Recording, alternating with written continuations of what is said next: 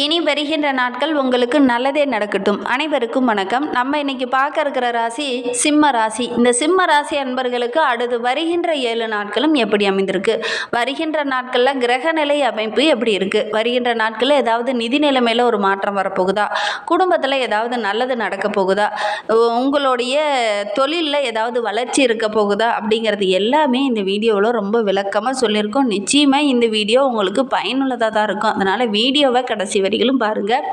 நீங்கள் இப்போ தான் ஃபஸ்ட் டைமாக நம்ம சேனலை பார்க்குறதா இருந்தால் நம்ம சேனலை சப்ஸ்கிரைப் பண்ணிவிட்டு கூடவே இருக்கிற பெல் ஐக்கானையும் கிளிக் பண்ணிக்கோங்க. அப்போ தான் நாங்கள் போடுற ஒவ்வொரு வீடியோவுமே உங்களுக்கு நோட்டிஃபிகேஷனாக வரும். நீங்கள் சிம்மராசி அன்பராக இருந்தால் மறக்காமல் நம்மளுடைய சேனலுக்கு ஒரு லைக் கொடுத்துட்டு உங்களுடைய உறவுகள் வகையில் அல்லது நண்பர்கள் வகையில் யாராவது சிம்மராசி அன்பர்கள் இருக்காங்க அப்படின்னா மறக்காமல் இந்த வீடியோவை அவங்களுக்கும் ஷேர் பண்ணிவிடுங்க. சிம்ம ராசியில் நீங்கள் எந்த நட்சத்திரத்தில் பிறந்தீங்க, சிம்மராசி அன்பர்கிட்ட பிடித்த குணம் என்ன, பிடிக்காத குணம் என்ன அப்படிங்கிறத மறக்காமல் எங்களுடைய கமெண்ட் பாக்ஸில் தெரிவிங்க. ஜோதிட ரீதியாக உங்களுக்கு ஏதாவது சந்தேகம் இருக்குது அல்லது ஜோதிடர்கிட்ட ஏதாவது ஆலோசனை வேணும் அப்படின்னா டிஸ்கிரிப்ஷனில் நம்பர் கொடுத்துருக்கேன். அந்த நம்பருக்கு காண்டாக்ட் பண்ணி முன்பதிவு செய்துக்கோங்க. இந்த சிம்மராசி அன்பர்கள் நிறைய பேர் நம்மளுடைய கமெண்ட் பாக்ஸில் தெரிவிச்சிருந்தீங்க. ஏன்னா எங்களுடைய வாழ்க்கையில் நாங்கள் நிறைய கஷ்டப்படுறோம், நிறைய உழைக்கிறோம், ஆனால் அதற்கான வருமானம் மட்டும் வரமாட்டேங்குதே அப்படிங்கிற மாதிரி நிறைய பேர் கேள்வி கேட்டிருந்தீங்க. அதற்கான பதிலும் இந்த வீடியோவோட இறுதியில் சொல்லியிருக்கோம். அதையும் தொடர்ந்து பார்க்கலாம். இந்த சிம்மராசி அன்பர்களுக்கு வருகின்ற 7 நாட்கள் எப்படி அமைந்திருக்கு அப்படிங்கிறத பார்க்கலாம். பல நாள் உறவு ஒன்று உங்களை தேடி வரப்போகுது அப்படின்னு நாங்கள் டைட்டில் கொடுத்துருக்கோம்.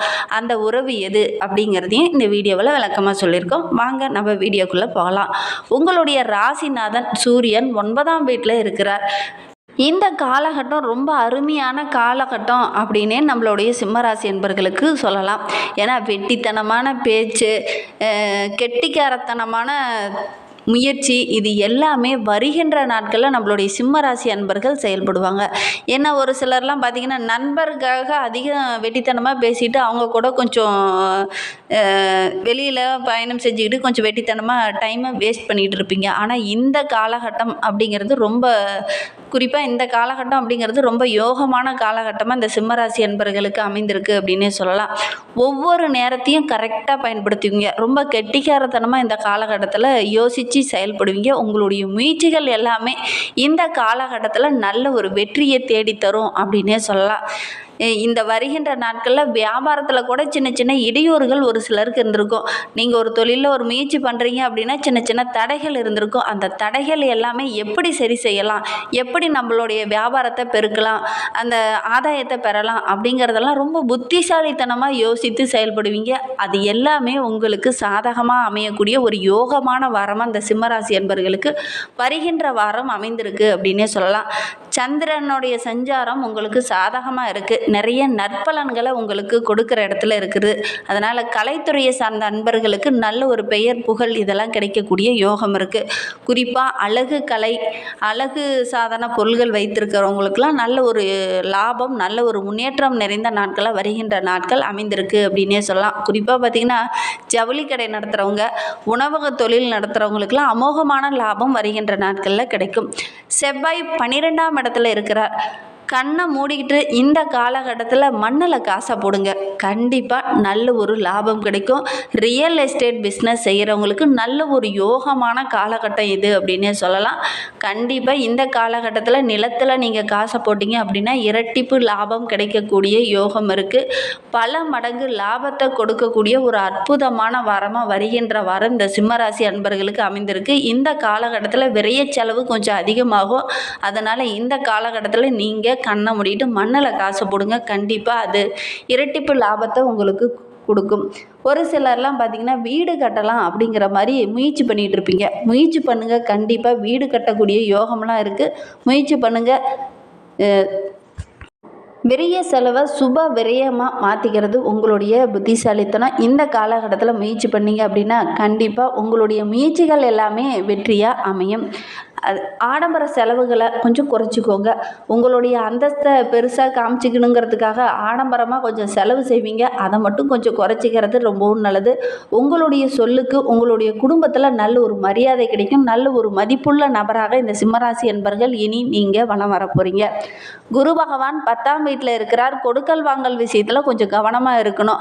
பழைய பாக்கி ஏதாவது இருக்குது அப்படின்னா கூட அதெல்லாம் இந்த காலகட்டத்தில் கொஞ்சம் முயற்சி பண்ணீங்க அப்படின்னா கண்டிப்பாக கிடைக்கும். முயற்சி பண்ணாமல் கிடைக்காது. முயற்சி பண்ணுங்கள், கண்டிப்பாக கிடைக்கும். சுக்கிர பகவான் 8ஆம் இடத்துல இருக்கிறார். குடும்பத்தில் சின்ன சின்ன குழப்பங்கள் அப்பப்போ வரும். உறவுக்குள்ளே கூட சின்ன சின்ன சிக்கல்கள் வரக்கூடிய ஒரு சூழ்நிலை இருக்குது.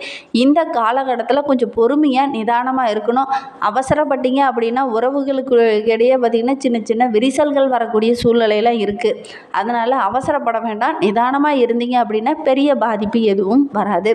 சனி பகவான் 7ஆம் வீட்டில் இருக்கிறார். உங்களுடைய எதிர்பார்ப்புகள் எல்லாமே வருகின்ற நாட்களில் நிறைவேறும் அப்படின்னே சொல்லலாம். எதிரிகள் யார் அப்படின்னு கண்டுபிடித்து அவங்களுடைய எதிர்ப்பை எல்லாமே இந்த காலகட்டத்தில் முறியடிப்பீங்க. ராகு பகவான் 8ஆம் இடத்துல இருக்கிறார். வீட்டில் ஒரு நிம்மதி கிடைக்கும். அதே மாதிரி உங்களை யார் குறை சொல்லிக்கிட்டே இருந்தாங்களோ அவங்களே இந்த காலகட்டத்தில் உங்களை பாராட்டுவாங்க. தேவையில்லாத சின்ன சின்ன பிரச்சனைகள் குடும்பத்துக்குள்ளே வரக்கூடிய ஒரு சூழ்நிலை இருக்குது. இருந்தாலும் கொஞ்சம் கவனமாக இருந்தீங்க அப்படின்னா பெரிய பாதிப்பு எதுவும் வராது. ஒவ்வொரு விஷயத்தையும் கொஞ்சம் புத்திசாலித்தனமாக சிந்தித்து செயல்படுங்க. அவசரப்பட்டு யாருக்கிட்டையும் தடிமனான வார்த்தைகளை இந்த காலகட்டத்தில் நீங்கள் பயன்படுத்த வேண்டாம். கேது பகவான் 2ஆம் வீட்டில் இருக்கிறார். ஒவ்வொரு விஷயத்தையும் ரொம்ப துணிச்சலாக இறங்கி செயல்படுவீங்க. உங்களுடைய வியாபாரமாகட்டும், தொழிலாகட்டும், வேலை செய்கிற இடத்துலையாகட்டும், இதை பார்த்துக்கலாம், இதை சரி செஞ்சிடலாம் அப்படிங்கிற மாதிரி துணிச்சலாக இறங்குவீங்க. உங்களுடைய துணிச்சலுக்கு உங்களுடைய மேல் அதிகாரிகள் பக்கபலமாக இருப்பாங்க. அவங்களுடைய உதவியும் கிடைக்கும். அதே மாதிரி அந்த விஷயத்தில் நீங்கள் பல சாதனைகளை செய்ய இருக்கீங்க. அதனால் வருகின்ற நாட்களில் நல்ல ஒரு முன்னேற்றத்தை நீங்கள் எதிர்பார்க்கலாம் அப்படின்னே சொல்லலாம். நல்ல ஒரு பாராட்டு கிடைக்கும். ஒரு சிலருக்கெல்லாம் சம்பள உயர்வு போன்றவை கூட கிடைக்கக்கூடிய யோகம் இருக்குது. இந்த காலகட்டத்தில் உங்களுடைய முயற்சிக்கு நல்ல ஒரு பலன் கிடைக்கும் அப்படின்னே சொல்லலாம்.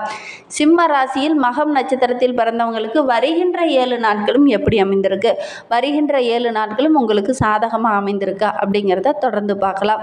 ஏப்ரல் மாதம் 26ஆம் தேதி முதல் ஜென்ம ராசிக்குள்ளே கேது வருவதனால சின்ன சின்ன நெருக்கடிகள் அதிகரிக்கும்.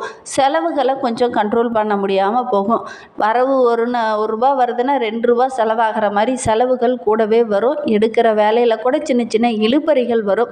ராகு பகவான் உங்களுக்கு சாதகமாக இருக்கிறார். இருந்தாலும் இடத்தை விட்டு விலகி இருப்பதனால ஆரோக்கியத்தில் சின்ன சின்ன குறைபாடுகள் வர்றதுக்கான ஒரு சூழ்நிலை இருக்குது. அதனால் கொஞ்சம் கவனமாக இருந்தீங்க அப்படின்னா பெரிய பாதிப்பு எதுவும் வராது. ஒவ்வொரு விஷயத்திலும் ரொம்ப கவனமாக தான் இருக்கணும். தொழிலாகட்டும், வியாபாரமாகட்டும், வேலை செய்கிற இடமாகட்டும், ஏதாவது ஒரு முக்கிய பொறுப்பு உங்ககிட்ட கொடுத்துருக்காங்க அப்படின்னா அந்த பொறுப்பை கரெக்டாக மெயின்டைன் பண்ணிட்டு வாங்க. ஏதாவது ஒரு சின்ன தவறாக இருந்தது அப்படின்னா கூட அது பெரிய பாதிப்பை உண்டு பண்ணிடும். அதனால் ரொம்ப கவனமாக இருங்க. அதே மாதிரி வண்டி வாகனத்தில் செல்லும்போது ரொம்ப கவனமாக இருக்கணும். பூரம் நட்சத்திரத்தில் பிறந்தவங்களுக்கு வருகின்ற நாட்கள் எப்படி அமைந்திருக்கு அப்படிங்கிறத பார்க்கலாம். அஷ்டமஸ்தானத்தை விட்டு விலகி ராகு உங்களுக்கு பல நன்மைகளை வழங்க இருக்கிறார் அப்படின்னே சொல்லலாம். ஏன்னா சூரியன் விலகி விட்டதால் இதுவரை சின்ன சின்ன நெருக்கடிகள் இருந்திருக்கும். அந்த நெருக்கடிகள் எல்லாமே படிப்படியாக விலக ஆரம்பிக்கும். சுக்கிர பகவானின் சஞ்சாரம் ரொம்ப சிறப்பாக இருக்கிறதுனால மனம் ரொம்ப தெளிவாக இருக்கும். குடும்பத்துக்குள்ளே நல்ல ஒரு மகிழ்ச்சி இருக்கும். நம்பிக்கை அதிகரிக்கும் அப்படின்னே சொல்லலாம். ஒவ்வொரு விஷயத்தையும் என்னால் ஜெயிக்க முடியும், என்னால் உழைக்க முடியும், என்னால் முன்னுக்கு வர முடியும் அப்படின்னு ஒரு தன்னம்பிக்கை உள்ள ஒரு நபராக இந்த பூரம் நட்சத்திரக்காரங்க வருகின்ற நாட்களில் வலம் வர போகிறீங்க. வருமானம் சிறப்பாக இருக்குது. வியாபாரமாகட்டும், தொழிலாகட்டும், இந்த காலகட்டத்தில் ஒரு முக்கிய விஐபியோட ஆதரவு கிடைக்கும். அவங்க மூலிமா உங்களுடைய தொழிலில் நல்ல ஒரு முன்னேற்றத்தை நீங்கள் எதிர்பார்க்கலாம். ஒவ்வொரு விஷயத்தையுமே கொஞ்சம் நிதானமாக செயல்படுங்க. அவசரப்பட்டீங்க அப்படின்னா காரியம் கெட்டுரும். அதனால் கொஞ்சம் நிதானமாக இருக்கிறது நல்லது. சிம்ம ராசியில் உத்திரம் 1ஆம் பாதத்தில் பிறந்தவங்களுக்கு வருகின்ற 7 நாட்களும் எப்படி அமைந்திருக்கு அப்படிங்கிறத பார்க்கலாம். உங்களுடைய ராசிநாதன் சூரியன் பாக்கியஸ்தானத்தில் சஞ்சரிப்பதனால செயல் ஒவ்வொன்றாக இந்த காலகட்டத்தில் நல்ல ஒரு முன்னேற்றத்தை நீங்கள் எதிர்பார்க்கலாம். ஒவ்வொரு விஷயத்தையுமே நம்ம ரொம்ப போராடி நல்ல ஒரு முன்னேற்றத்துக்கு கொண்டு வருவீங்க. அரசு வழியில் கூட நீங்கள் ஏதாவது சின்ன சின்ன முயற்சிகளில் ஈடுபட்டிருப்பீங்க. ஒரு சிலர்லாம் அரசு வேலைக்காக முயற்சி பண்ணிட்டு இருப்பீங்க. அவங்களுக்கெல்லாம் நல்ல ஒரு யோகமான காலகட்டமாக வருகின்ற நாட்கள் அமைந்திருக்கு அப்படின்னு சொல்லலாம். முயற்சி பண்ணுங்கள். நல்ல ஒரு வேலை கிடைக்கக்கூடிய யோகம் இருக்குது. அரசாங்க வழியில் கூட நல்ல ஒரு ஆதாயம் கிடைக்கக்கூடிய நாட்களாக வருகின்ற நாட்கள் அமைந்திருக்கு அப்படின்னே சொல்லலாம். உங்களுடைய செல்வாக்கு படிப்படியாக உயரும். ஞாயிற்றுக்கிழமை ரொம்ப கவனமாக இருக்கும். ஏன்னா அன்றைய தினம் வந்து உங்களுக்கு சந்திராஷ்டமம் இருக்கிறதுனால ரொம்ப கவனமாக இருங்க.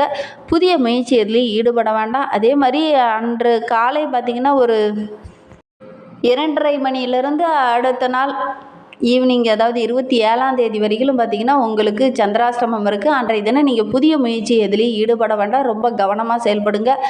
முக்கியமாக புதிதாக எந்த ஒரு விஷயத்தையும் இந்த காலகட்டத்தில் செய்யாமல் இருக்கிறது நல்லது. இன்னும் உங்களுடைய வாழ்க்கை ரொம்ப சிறப்பாக இருக்கணும் அப்படின்னா கற்பக விநாயகரை வழிபட்டுட்டு வாங்க. உங்களுடைய வாழ்க்கை ரொம்ப அமோகமாக இருக்கும்.